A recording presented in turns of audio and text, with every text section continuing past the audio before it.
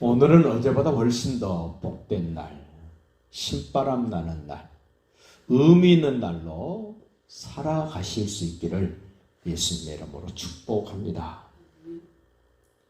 하나님의 사람들이 어떤 존재인가를 우리는 잠시라도 놓치시면 안 됩니다. 세상 사람들이 볼 때 무시하기에 너무 좋은 상대가 예수 믿는 사람들입니다. 사단 마귀가 항상 노리고 있는 존재, 하나님의 백성들입니다.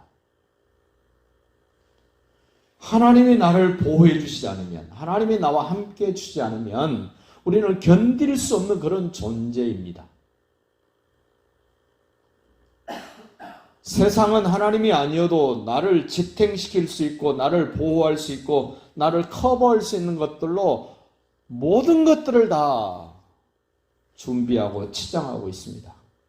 그런데 우리는 하나님이 나의 방패가 되어주시지 않으면, 하나님이 나를 지켜주시지 않으면 나는 아무런 보호장치가 없고 그 어떤 것으로도 나를 지킬 수 있는 것들이 없음을 깨달으시고, 하나님이 엄청난 힘을 가진 아모리 왕 시온을 어떻게 이기게 하셨는가를 기억하셔야 됩니다. 키가 짱대 같은 바산 왕 옥을 어떻게 정복하게 하셨는가를 잊으시면 안 됩니다. 계속되어져서 우리에게 지금 말씀하시는 이 발락이라는 모압 왕,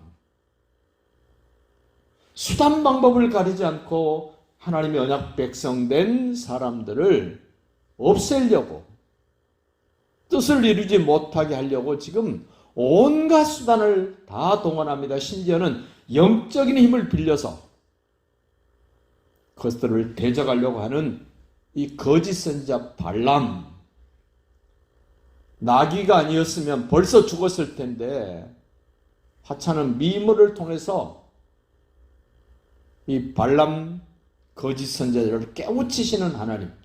물론 발람을 깨우치시는 것도 발람을 위해서가 아닙니다. 발락을 위해서가 아닙니다. 하나님의 언약 백성들을 위하여 이 발람을 깨우치십니다. 보십시오. 31절입니다. 그때 여호와께서 발람의 눈을 밝히심에 여호와의 사자가 손에 칼을 빼들고 길에 선 것을 그가 보고 머리를 숙이고 엎드리니라. 이 발람, 자기를 돕는 피로를 채우기 위하여 사용했던 나귀 때문에 하나님의 사자를 보게 됩니다. 하나님의 사자를 보자마자 어떤 태도를 취합니까? 머리를 숙이고 엎드린다. 누가 먼저 엎드렸습니까? 나귀가 먼저 엎드렸습니다. 나귀가 먼저 하나님의 사자를 보고 피했습니다. 발람은 여호와께서 그의 눈을 밝히심에 볼 수 있었습니다. 우리도 기도해야 됩니다. 하나님이 원하시는 것들을 밝히 볼 수 있도록 내 눈을 열어 보게 하시옵소서. 시편 기자가 이렇게 고백합니다. 내 눈을 열어 주의 법에 기이한 것을 보게 하시옵소서. 눈이 열리지 않으면 보여지지 않습니다. 특별히 영적 세계는 하나님이 열어주시지 않으면 알 수 없습니다. 볼 수 없습니다. 느낄 수 없습니다. 깨달을 수 없습니다. 여호와의 사자가 눈이 밝아진 발람에게 너는 어찌하여 네 나귀를 가지 3번 때렸느냐? 대답할 수 있어야 됩니다. 몰라서 그랬습니다. 이렇게 하나님의 사자가 물을 때 발람 얼마나 창피스러울까요? 얼마나 자기 자신이 못났겠습니까? 나귀보다 못한 자기 자신이 보여지고 느껴질 때 얼마나 치사해 보입니까?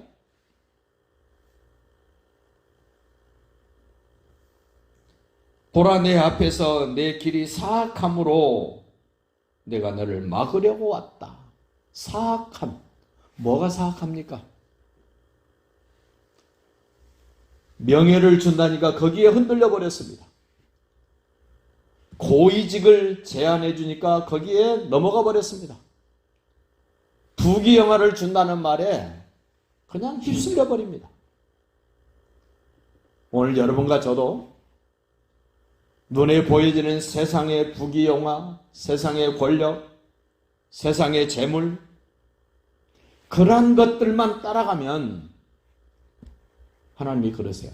너 사악한 길을 내가 막아야 되겠다.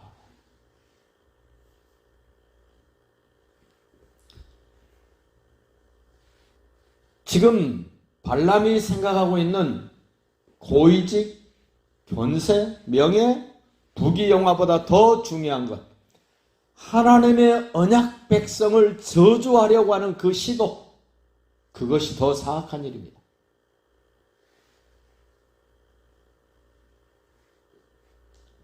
34절 보십시오.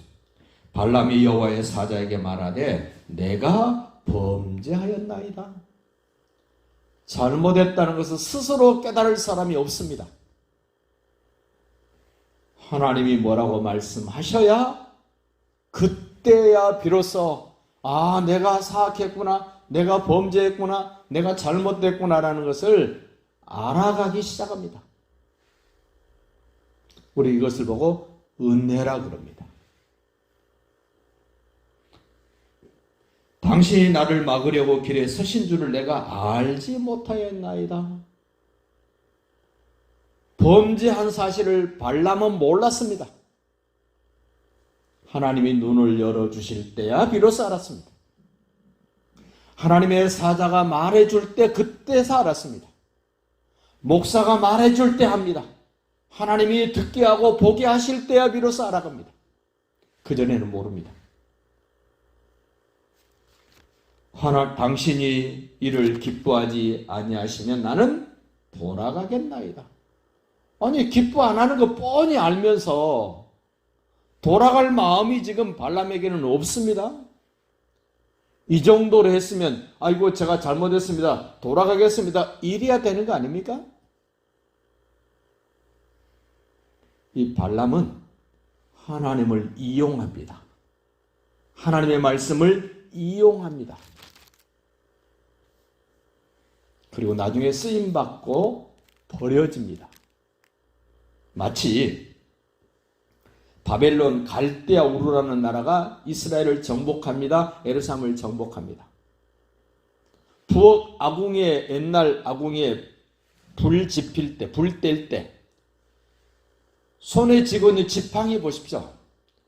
솥에 음식이 빨리 끓도록 불사를 키우는 일에 쓰임받지 않습니까? 안에 아궁이에 나무가 잘 타도록 저어줍니다. 재를 한쪽으로 몰아줍니다. 나무를 밀어 넣어줍니다. 손으로는 뜨거워서 못하니까 막대기로, 부직갱이로 불을 뗍니다. 부직갱이가 짧아지면 계속해서 쓰임받다 보면 부직갱이 끝에 불이 붙어서 점점 짧아집니다. 나중에 어떻게 합니까? 같이 아궁이에 집어넣어서 불태워버립니다. 쓰임받고 버려진 사람들의 모습이 이런 겁니다. 발람이 그렇습니다. 바벨론 갈대아 우르가 그렇습니다. 예수 안에 있는 수많은 사람들도 이런 형태로 쓰임받고 버려질 경우가 있습니다. 우리는 결코 쓰임받고 버려지는 존재가 되면 안 됩니다. 어떻게 하나 보십시오. 여호와의 사자가 발람에게 이르되 그 사람들과 함께 가라.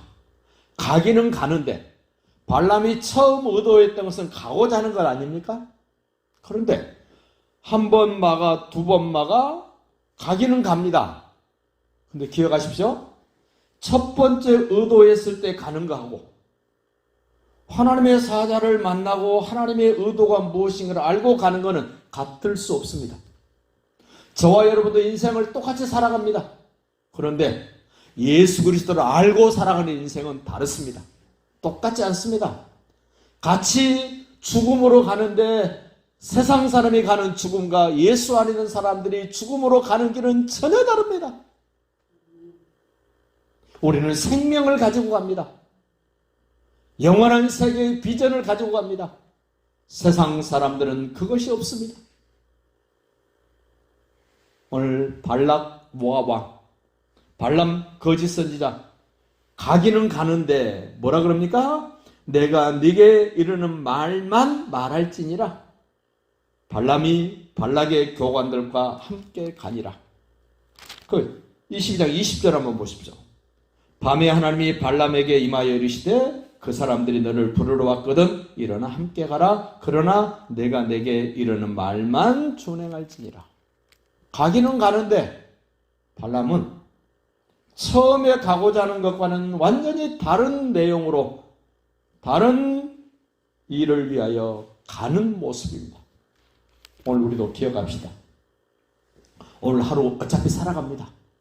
그런데 내가 하고자 하는 대로 하는 것과 하나님의 말씀을 따라서 하는 것은 엄청나게 다른 결과를 만들어냅니다. 나는 오늘 무엇을 위하여 가고 있는지, 무엇을 위하여 하고 있는지를 생각하시면서 오늘도 복된 날, 행복한 날이 되시기를 예수님의 이름으로 축복합니다.